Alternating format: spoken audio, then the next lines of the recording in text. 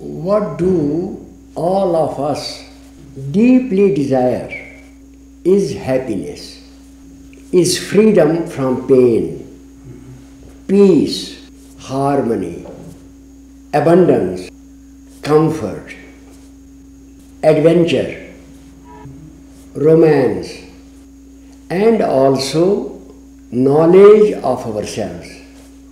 These are the usual human desires and urges. And what is planted deep in the human mind must be fulfilled one day. Man is born to fulfill all his legitimate and noble desires and thoughts.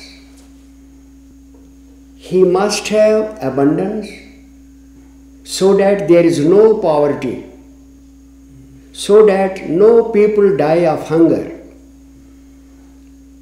so that no children become blind because they do not get the proper food. He must have good health so that there is no pain. He must have peace, harmony and happiness so that he is always cheerful and bright. He must have romance because he has to have offsprings. He must have children, otherwise the race will come to an end. He must have adventure because he has to discover other worlds. He has to reach other planes of creation, so he always will hunger after adventure. So in the future world, we must have abundance, peace, security, harmony, adventure, romance, and all that is pleasing to the higher nature of man. It is man himself who is creating a disharmonious and unbalanced world.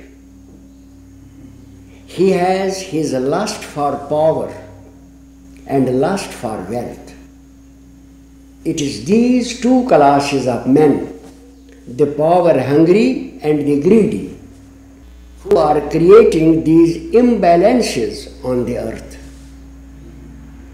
Otherwise, man has reached a stage of knowledge, of science and art, where he can live a very happy and peaceful life.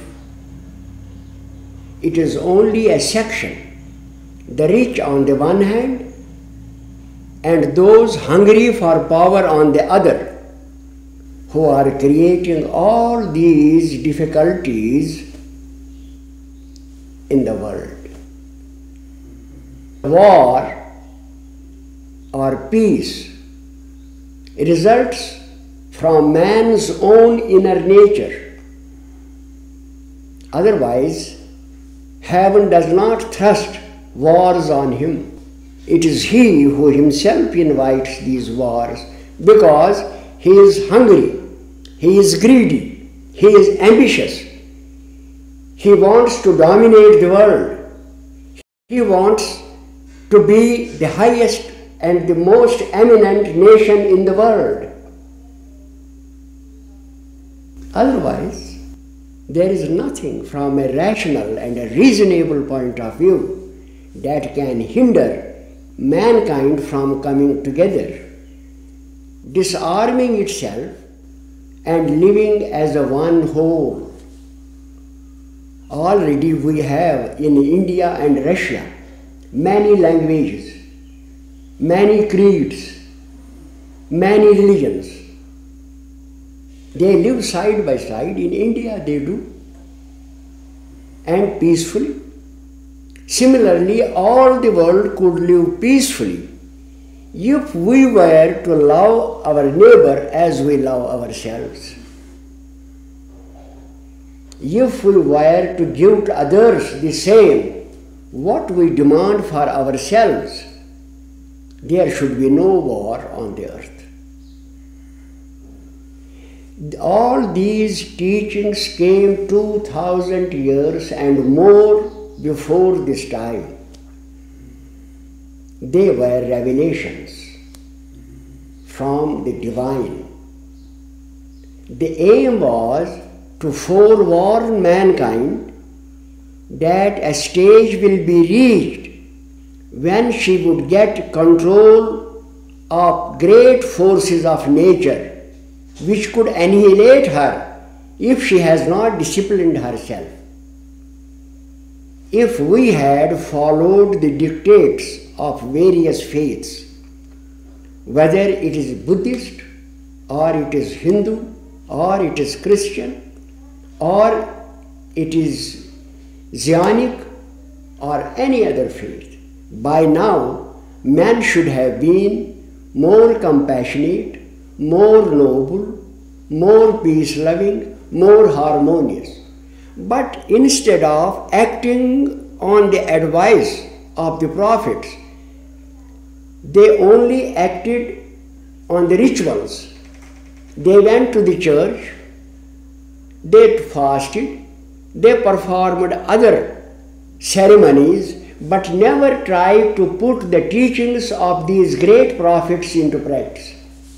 They continue to lie, they continue to be proud, they continue to be aggressive, they continue to be greedy, they continue to have ambitions for power. They never tried to change themselves. The result is what you see. It is a world which intellectually has become very powerful, but morally is still very weak.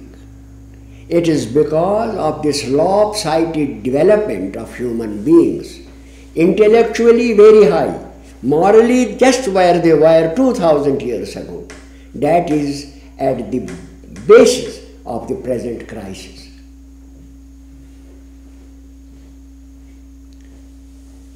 Whether a war comes or a war does not come, the aim of heaven will be fulfilled. Man will unite, there will be one humanity, there will be more harmony, there will be more peace, there will be more happiness, there will be less imbalances. People live equal to one another.